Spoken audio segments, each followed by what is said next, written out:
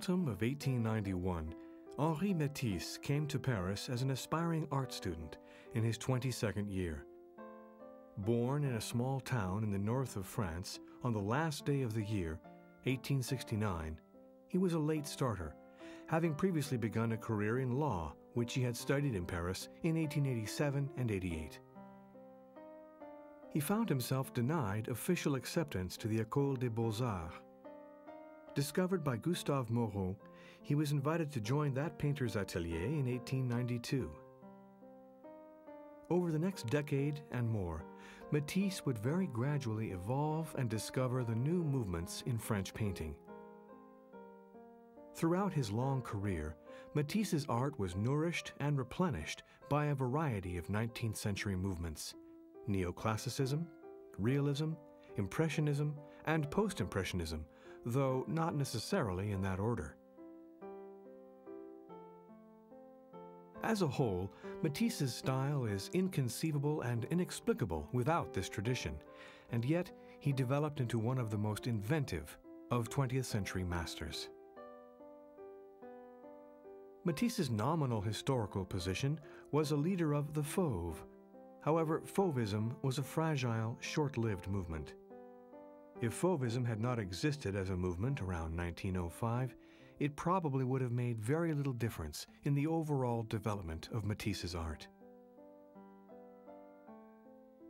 The direction followed by Matisse in the years after 1906 is exceptional from many points of view. Unlike his Fauve friends, he seems not to have flirted seriously with the nascent Cubist techniques.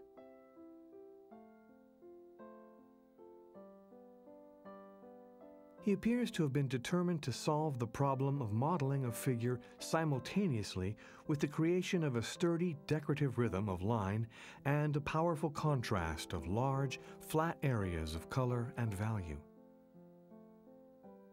His goal was perhaps similar to that of the Cubists, but his means were totally opposite.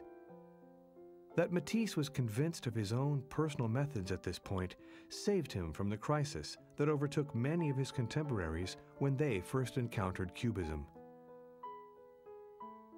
His earliest original paintings tend to be still lifes, and only slowly did he expand, first to landscape and then to major figure paintings. Matisse conducted a private dialogue between himself and his working space, together with its contents, models, other works of art, and those inanimate objects whose sole purpose was to stimulate the creation of the pictorial image. Woman Reading, 1894. Matisse achieved his first public success when this modest, intimate interior was exhibited in 1896 at the Salon du Champ de Mars, organized by the Société Nationale des Beaux-Arts. Matisse had little or no knowledge at this time of contemporary trends, and this interior is largely the result of museum study. The theme is furthermore prophetic.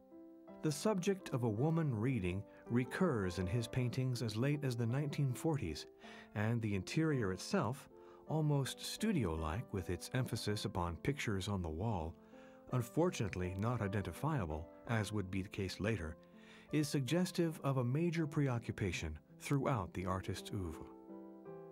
Picard's Atelier. The Dessert, 1896. Nude in the Studio, 1898. This bright study in orange and green is one of the artist's first major paintings of the female figure. The technique is suggestive of neo-impressionism, but is here handled with surprising impetuosity.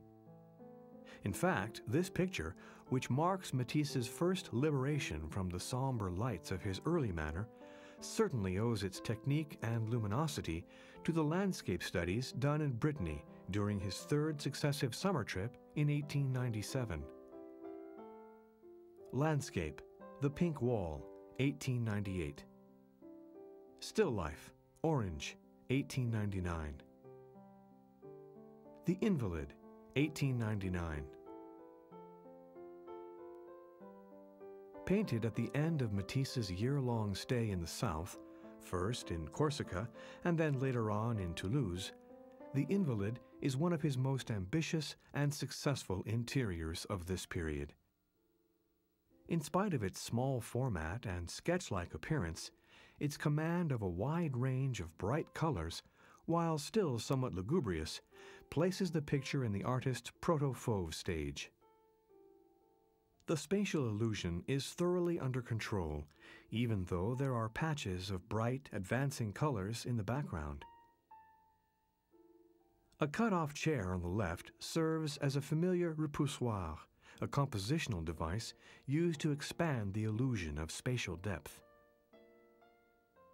A round table covered with a white cloth dominates the center of the space of the design, becoming through its scale and brightness the focal point of the picture.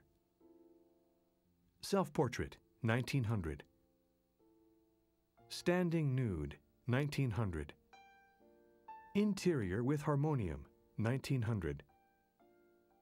Male model, 1900. This monumental picture is one of the finest of the early works and is intimately related to his early explorations in sculpture, the bronze slave being a companion work in that genre. The painted version of the serf seems literally sculpted on the canvas, and the same is almost true of the heavy swatches of blue, green, and other colors that form a far from neutral background. The planes of the body are brutal in their generality, as is the abruptness of their intersections in space. Notre Dame, 1900. Matisse does not seem to have painted the scene from his studio, Quai Saint-Michel, overlooking the Cité, the Parvis of Notre Dame, the quay, bridges, and surrounding buildings. As in most of these views, the bulk of the cathedral does not loom especially large, and the emphasis is on providing a suggestion of the space formed by the historic monument and its surroundings. In different modern edifices, the connecting surfaces of the bridges and the quays, the confined channel of the Seine, and sometimes a passing barge. While the colors are often startling in Matisse's Notre Dame series, the oblique compositional angle, traditional space-forming devices, and atmospheric effect evoke early rather than late Impressionism, in spite of the intense, novel hues. Notre Dame in the late afternoon, 1902. Clearly, this is a more adroit composition than the previous picture, with a control of color areas that tells us something of Matisse's power of self-discipline. We are now explicitly told that the picture was painted from an open window, for the shutter and jamb form strong verticals on the right margin. The rather superficial impressionistic agitation of the earlier version is now gone. The barge on the river is absent, and the placement of the figures along the nearer quay more purposeful. The now empty surface of the river is painted with the same imperturbable solidity as the surrounding quays. The Path in the Bois de Boulogne, 1902.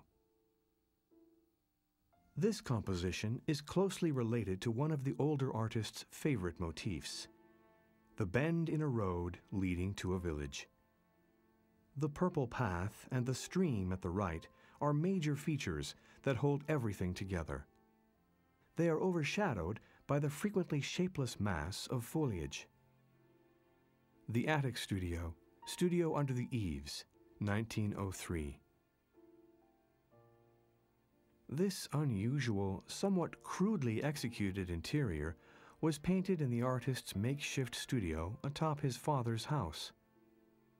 In its somber tones, accentuated rather than relieved by the small, luminous landscape glimpsed through the distant window, it, like other pictures of this epoch, looks back beyond the intense, saturated colors of his work in the late 90s.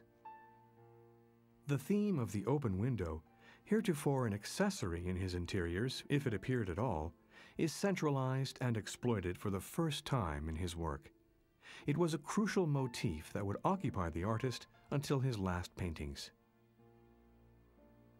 Cyrano, 1903. Carmelina, 1903. The body of the model merges with the draperies, and the roundness of her body works against the familiar rectangular foils of picture frames, a mirror, and drawings pinned to the wall. Tying the whole together is the startling contrast of lights and darks, particularly as they strike the robust, pliant body of the model, making of her figure something more stark and angular than it must have been actually. Contrary to its conservative composition, Carmelina contains the germinal theme of the reflected mirror images of the artist and his model. Luxe, calme, and volupte, 1904. The neo-impressionist style is contrived and stiff, and immediately proved uncongenital to Matisse's temperament, even though the palette featured here would continue in his Fauve works. In the foreground, we discover a beach which recedes to the left, leaving an open bay at the right. That margin of the picture is secured by the trunk of a tree, which, through certain spatially ambiguous, almost Cézannesque devices, is linked in surface design with the mast and boom of the beached boat in the middle distance. On this sandy shore, a group of women are caught in a variety of indolent, relaxed attitudes. At lower left, a cloth is spread with the remains of a picnic. Study for Nude in the Atelier, 1905. Lady with a Hat, 1905. Lady with an Umbrella, 1905. The Green Stripe, Madame Matisse, 1905. The green stripe down the nose is theoretically supported by the blue-green of the collar. This axis, with the densely painted flesh tones, support the blue-black crown of hair. These features are kept securely fixed in space through the intense, luminous orange, violet, and green surroundings. Few Fauve canvases are as supported by color alone as this portrait of the artist's wife. Interior in Collioure, 1905. Collioure's Landscape, 1905. Open Window, Collioure. This is the grand classic statement of the open window as a crucial formal and conceptual theme in Matisse's art. With its flanking, framing areas of intense blue-green and electrifying pink, the artist had a format in which he could work out the problem of broad, maximized areas of color.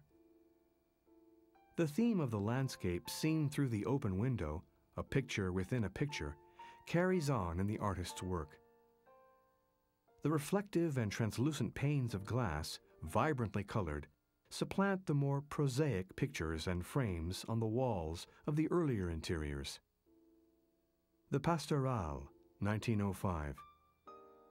Study for Life of Joy, 1905.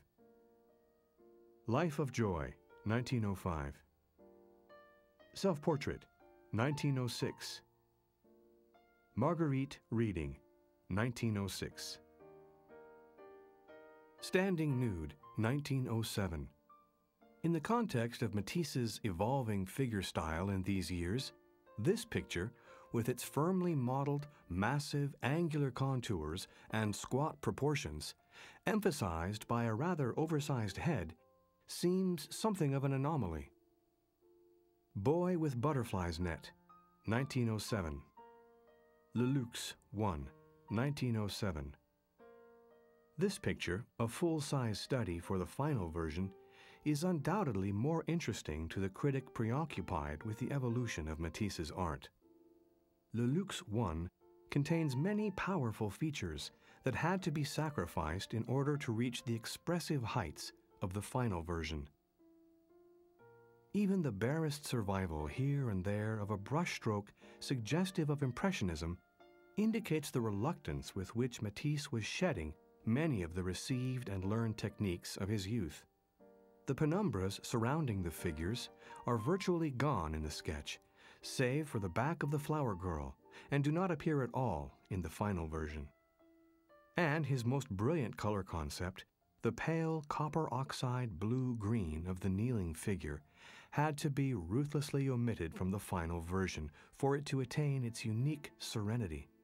Henri Matisse gives us a modern Aphrodite risen from the sea, erotic yet narcissistic, destined only for the eyes.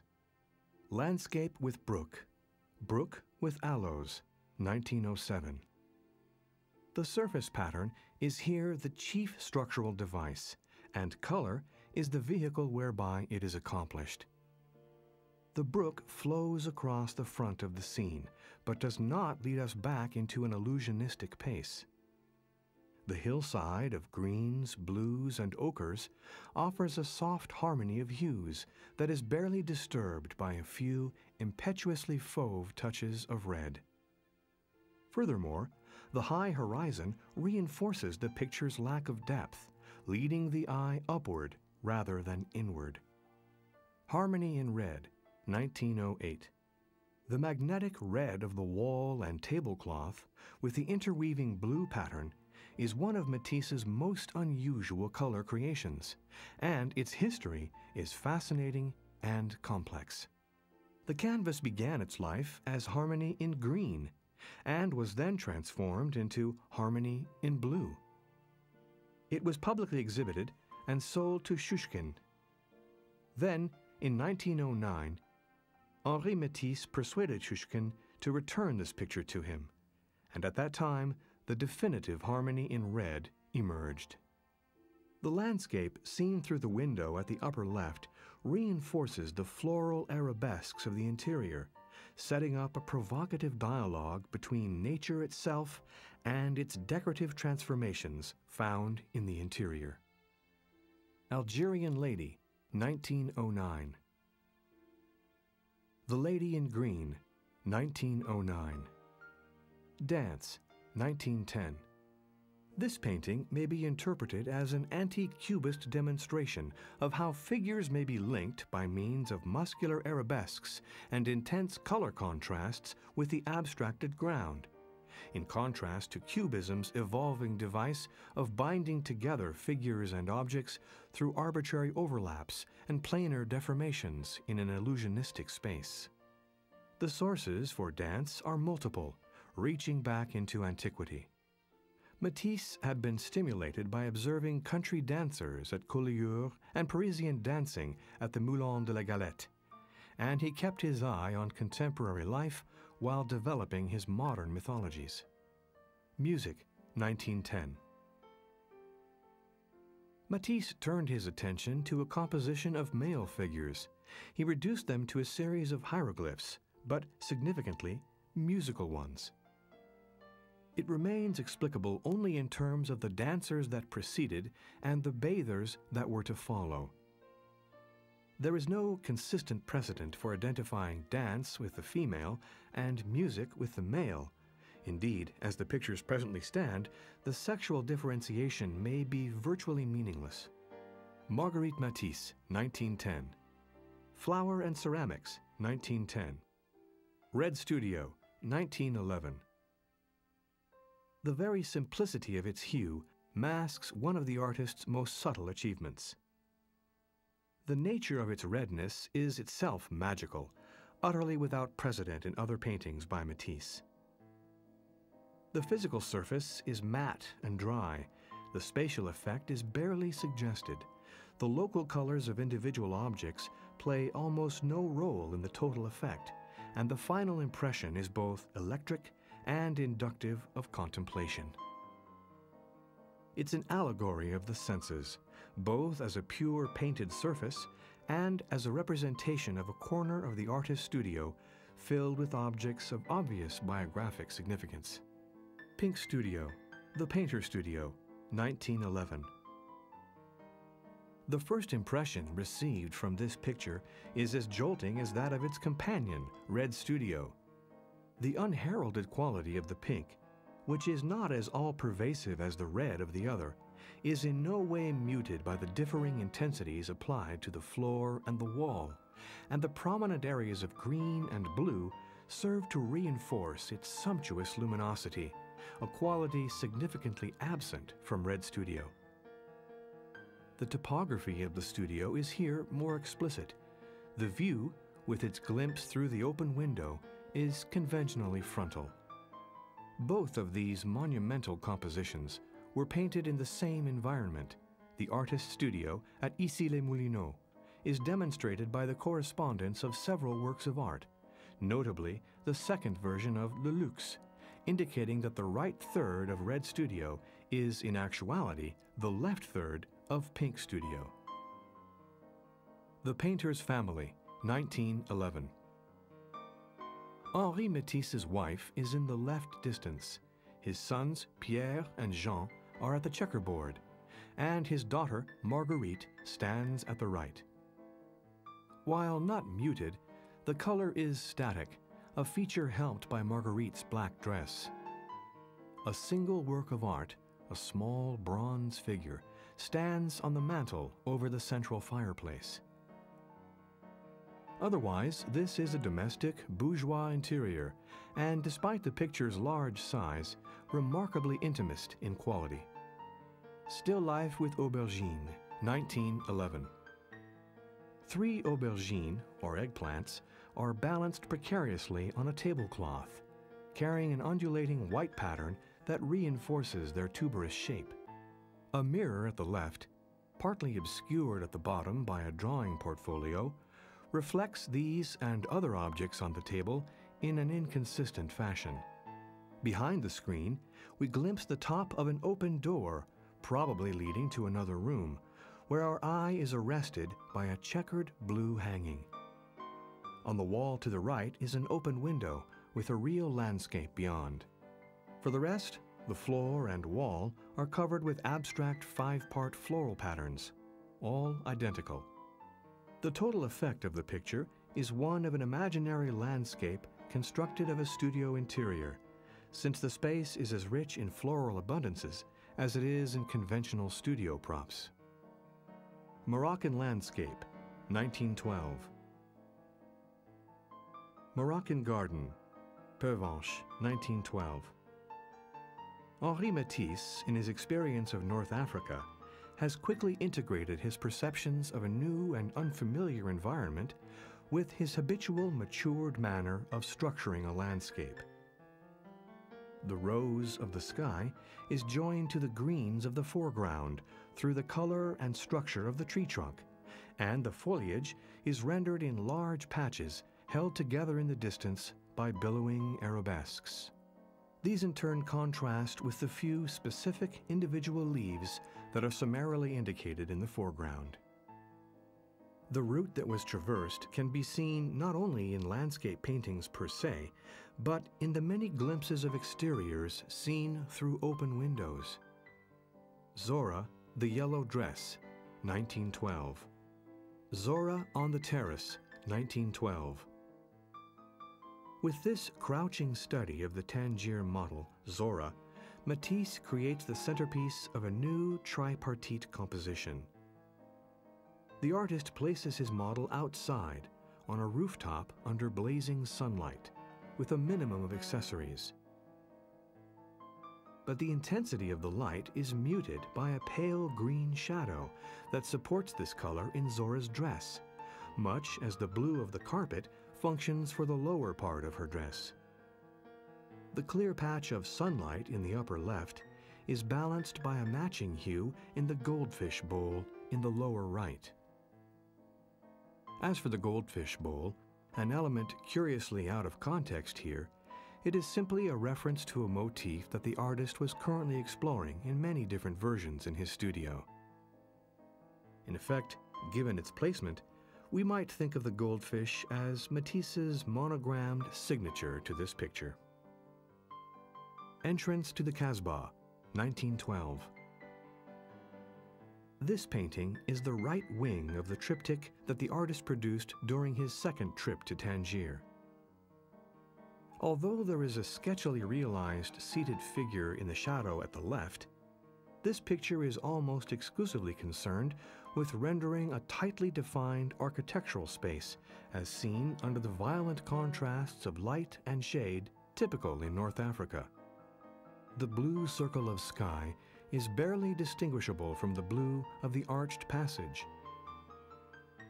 The blue shadows of the foreground are only slightly more saturated, perhaps chiefly to support the intense pitch of the pink stream of sunlight on the pavement. In the picture, we are offered a broad panorama of the city, perhaps from the artist's hotel room, whereas here the view beyond is constricted with respect to both width and depth. Madame Matisse, 1913. The mask-like face is modeled in gray, and the features are picked out by a series of curved lines that structurally relate to the general shape of the head. The blue-suited body is flattened, its contours closely related to the green outline of the wicker chair. The play of blue and green, the former dominating, is accented by an orange stole, which likewise relates on the left side to the vertical of the chair and body arm, but on the right cuts across it. Its function is largely to prevent the disappearance of the figure in the relatively uniform blue background, which gives no hint as to specific environment. Madame Landsberg's portrait, 1914. White and Pink Head, 1914. Composition, The Yellow Curtain, 1914. The picture presents a daringly abstract landscape and frame, which are contrasted with the relatively realistic handling of the curtain at the left. The green areas of the architectural border are so flatly treated that the landscape beyond is almost literally a picture within a picture, and might even be read as a boldly simplified painting hanging on a studio wall. The curtain is actually red with a green floral pattern, and its reverse side, yellow, is seen in only two places, where it's fluttered back into the room as the result of a breeze.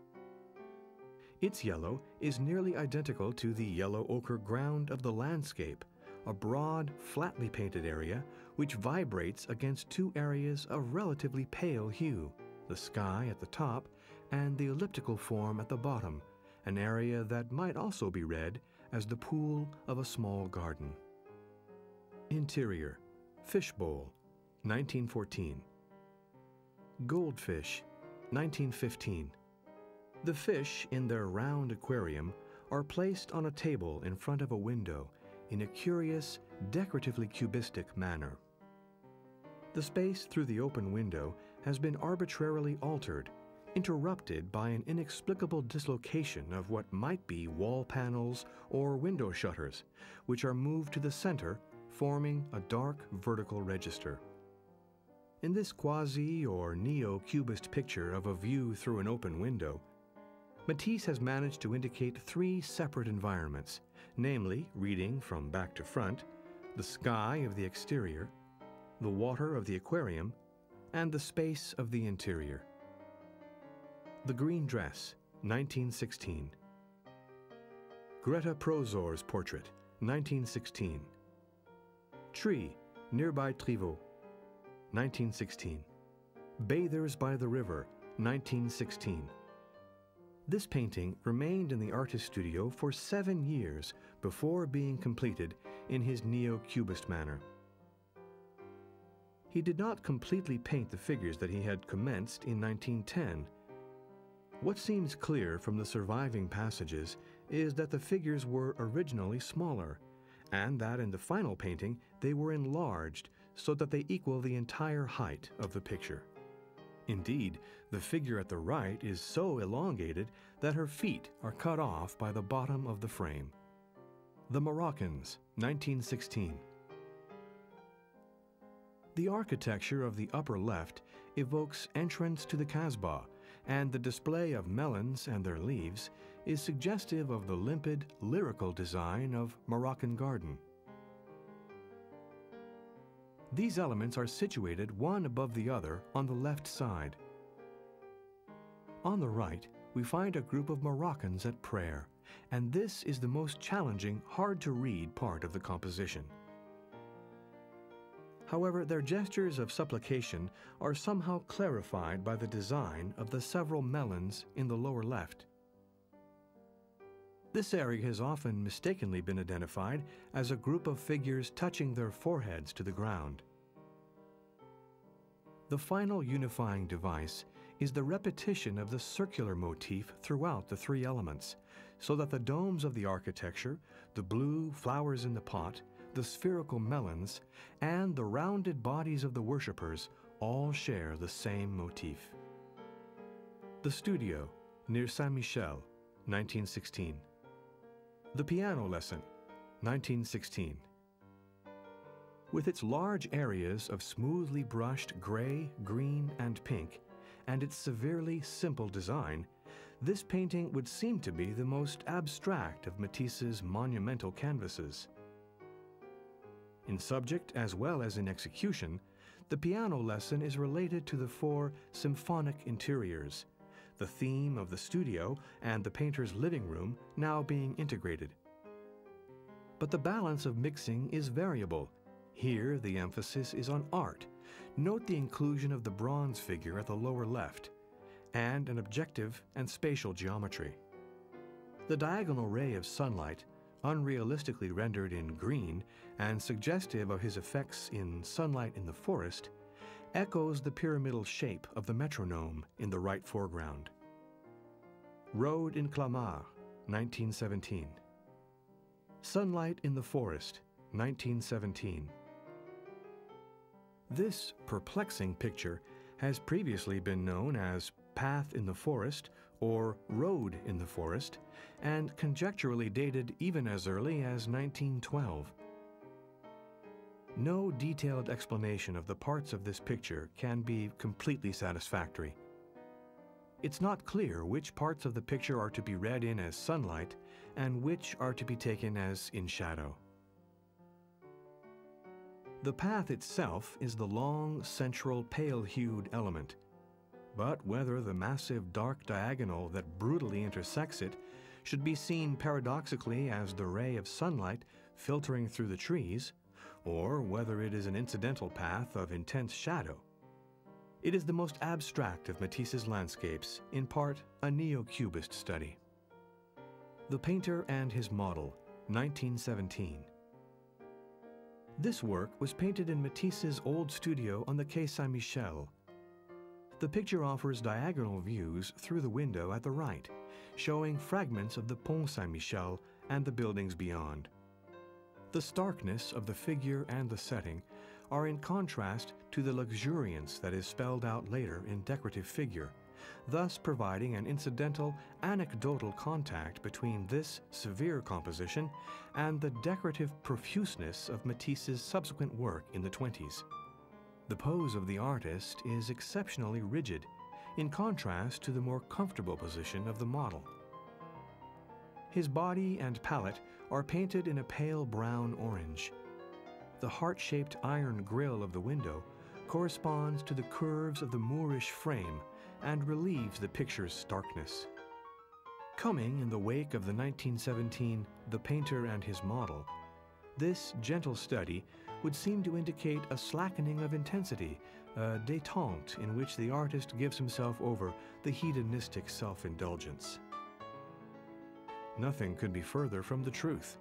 The politics of the avant-garde, especially of the Dadaists, Surrealists, and Abstractionists of the 1920s, and later, dictated that Matisse would be one of these painters castigated for having capitulated to a public willing to accept tame, modernistic paintings, and for working this market rather than plunging ahead into more obvious frontiers of visual and metaphysical speculation. But this essentially political criticism takes no account of Matisse's own private growth over the previous 2 decades. Hence, this negative view is fundamentally irrelevant to Matisse's work and the necessity for a modification of his style at this crucial juncture. In terms of inner coherence of his evolving career, Matisse pushed relentlessly onward all through the 20s. The Artist and His Model, 1919. The design of this picture is complex, yet sturdily ordered, and the nuances of color and tone demanded a supple, almost creamy texture to the paint, in opposition to the flat, sometimes indifferently brushed-in areas in some immediately preceding masterpieces. The seductive outlining of the model should be compared with that of Carmelina, and indicates a new and more intimate feeling for the natural, spontaneous poses of the female form. Algerian Woman, 1919. Odalisque with the Red Trousers, 1921. Young Ladies and Mauresque Interior, 1921. Lady and the Red Fish, 1921. Interior at Nice, 1921. To judge from the color and the grid of the carpet, this picture was painted in the same hotel in Nice as was The Artist and His Model. The format and vantage point have been changed, but the soft interior tone and light seem virtually the same. The abrupt, disconcerting changes that we can see between Red Studio and Pink Studio a decade previously, both having been painted in the same interior, are here absent, and the temptation is to think that Matisse has allowed his imagination to slacken somewhat. In fact, he has simply become more subtle in the varying ways in which he converts a familiar space into a unique pictorial event. The window, now open, returns us to the dichotomy between inner and outer space. The model, now clothed, is outside on the terrace, beyond the immediate world of the artist, and hence the picture lacks the close-in, intimate quality of the artist and his model. Furthermore, from the variations in furnishings and of the paintings on the wall adjacent to the window, we perceive a passage of time, a phenomenon significantly lacking in the earlier related studio pictures. Nice Interior, The Nap, 1922. Odalisque with Arms Up, 1923. Madame Gourgaud's Portrait, 1924. Still Life with Apples on Pink Cloth, 1925. This radiantly beautiful study of yellow apples set against a pink cloth which reverberates with the blue of the background hanging is an exceptionally fine instance of the artist mid-career, halfway between his beginnings and his culmination. Like many of the odalisques of this decade, this is a pivotal work both in style and subject. Like the figure and interior studies, this painting shows the artist seeking an intimacy of scale and a compensatory reduction in overpowering architectonic design. Interior with Phonograph, Interior with Mirror, 1924. Sometimes titled Still Life with Raised Curtain, certainly a more complete and focused description of the subject, this muted, sunlit interior provides a striking contrast to the monumental studio paintings of 1911. The studio is empty of people, the model dismissed. Only the artist is present, in a slight mirror image in the distance, visible just at the point where the curtain, employed to different effect in Moorish screen, has been gathered up.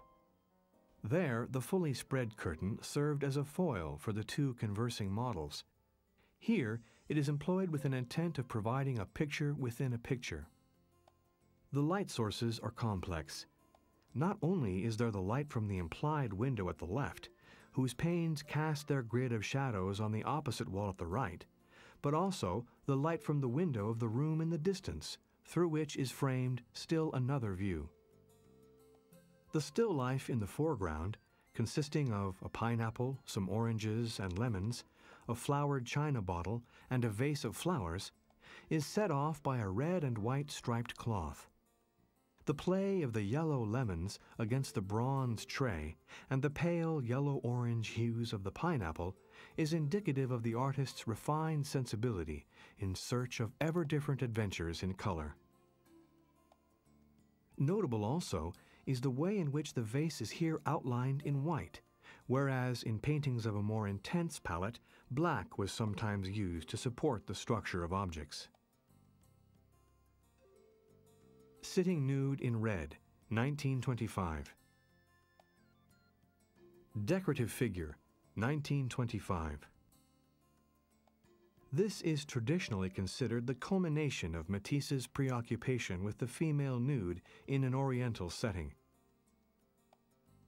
The background is a remarkable series of variations on a decorative theme, with a nominally repetitive motif that, as painted, never repeats itself exactly in the same way.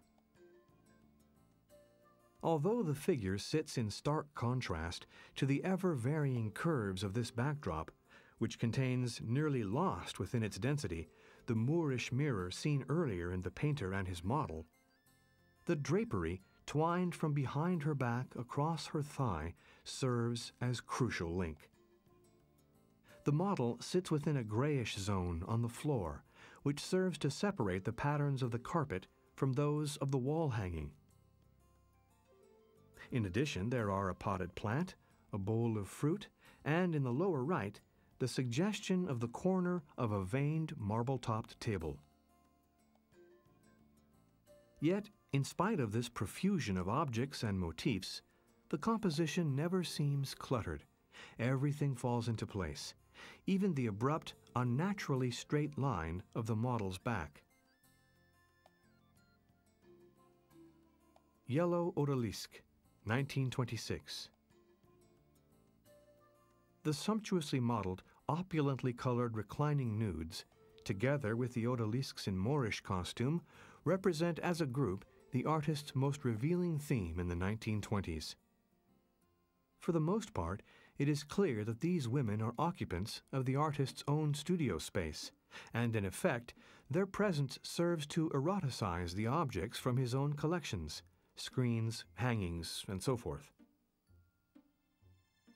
The Red Odalisque, 1928.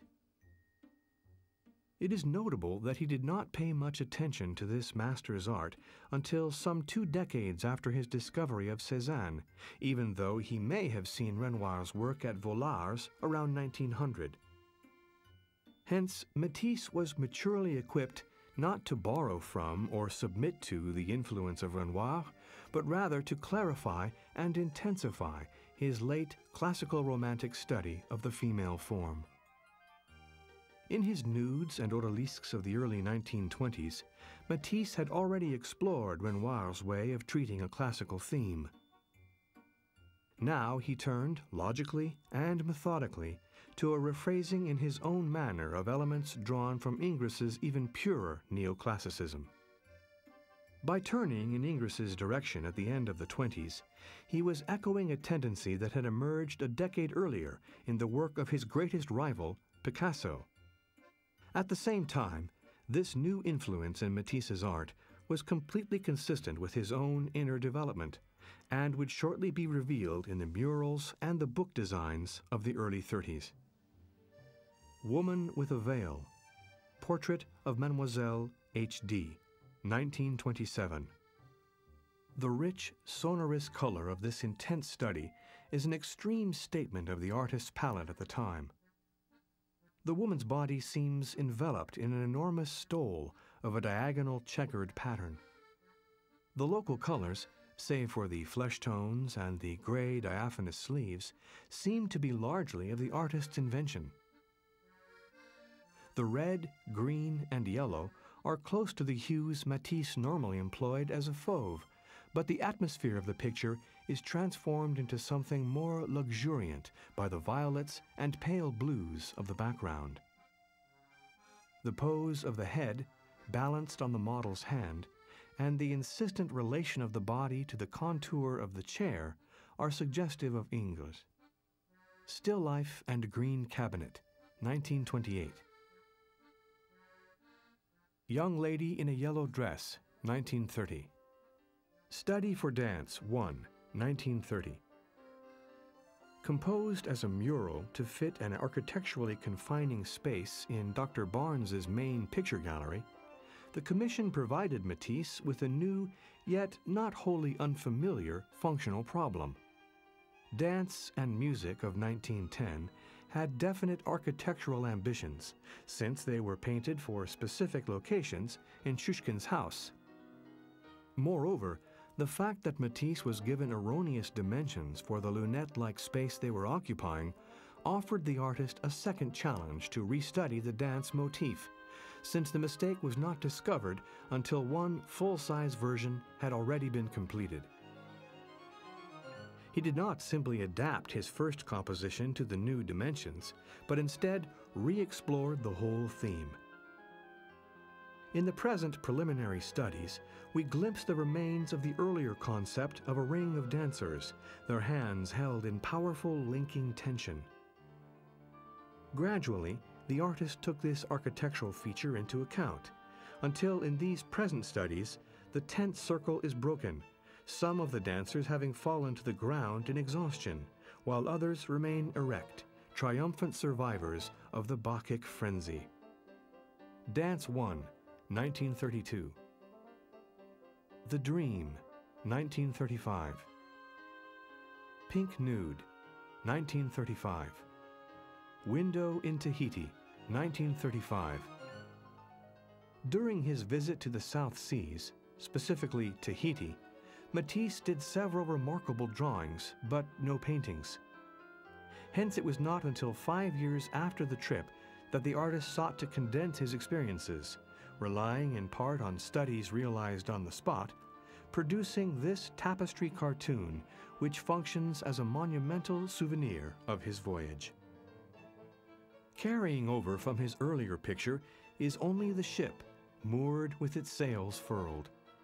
As we look through the open window across the placid, tranquil scene, the somber colors suggest a new and different sort of light in his work. Only the balustrade at the bottom suggests an architectural reference to the window, for the point of view from which the artist is recording his sensations. The human figure has been banished. The foliage and clouds and the indications of a curtain on the left are of a curving pattern whose scale and weight is remarkably uniform throughout. Elena in a striped dress, 1937. Striped dress, 1937. The Lady with the Caraco Red, 1937. The Lady in Blue, 1937. Two Dancers, 1938. The Reader, 1939. Music, 1939.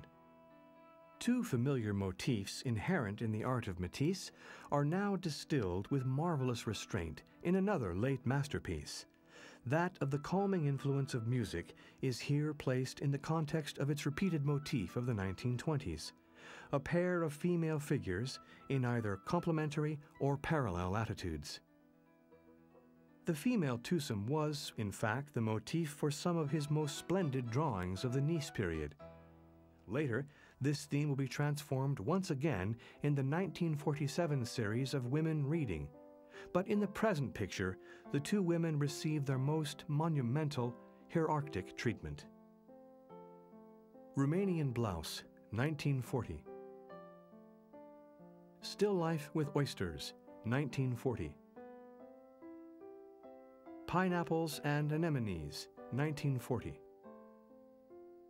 The Dream, 1940. Interior with an Etruscan Vase, 1940. Still Life with Green Marble, 1941. Two Young Ladies, The Yellow Dress, 1941.